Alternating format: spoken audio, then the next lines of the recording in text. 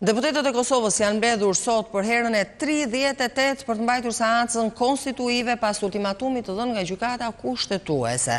Sipas vendimit të kësaj gjykate, ata janë të detyruar të ngrejnë kuvendin brenda 30 ditëve nga afati përfundimtar, që do thot data 26 korrik. Leonida Bajrami lidhjet drejt për drejt nga Prishtina. Leonida, të përshëndes, cilat janë gjasat që brenda kësaj date të mund të bëhet konstituimi i parlamentit?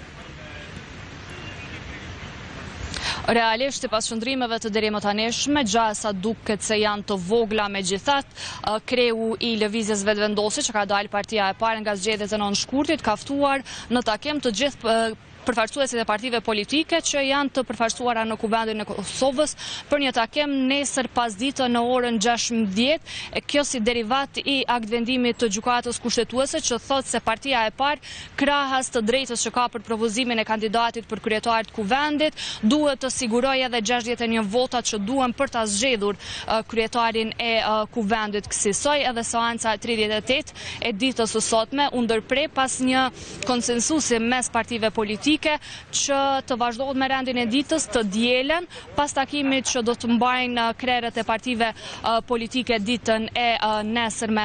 Në anën tjetër, po ashtu vazhdojnë interpretimet të ndryshme të këtij aktvendimit të gjykatës të gjykatës kushtetuese, pasi që lëvizja vetëvendosje insiston në faktin se gjykata kushtetuese nuk e ka cilësuar si jo kushtetues votimin e fshet. Eksistoi edhe Albulena Haxhiu gjatë ditës së sotme ka thënë se nëse me votim të fshet nuk i merr 61 vota, i hap rrugë një kandidature tjetër. Në anën tjetër, partitë politike të përfaqësuara në Kuvend, ku theksojmë Lidhjen Demokratike të Kosovës, Partinë Demokratike të Kosovës e Aleancën për Ardhmërinë e Kosovës, kanë një interpretim tjetër që sipas tyre gjitha seancat e mbajtura deri më tani janë jo kushtetuese. Eksistoi edhe lëvizja vetëvendosje duhet të heqë dorë nga votimi i fshet. Për këtë arsye, Partia Demokratike e Kosovës, Lidhja Demokratike e Kosovës dhe Aleanca për Ardhmërinë e Kosovës thanë se nuk do të marrin pjesë në votim në rast se përsëri vazhdohet me formimin për komisionin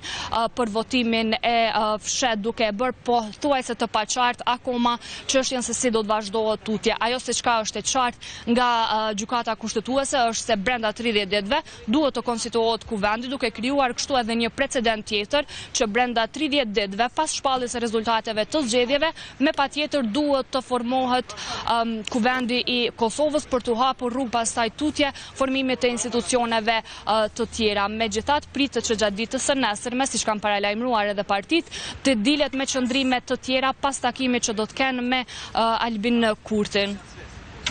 Leonida, të falenderoj që Leonida Bajrami në lidhje të drejt për drejt nga Prishtina.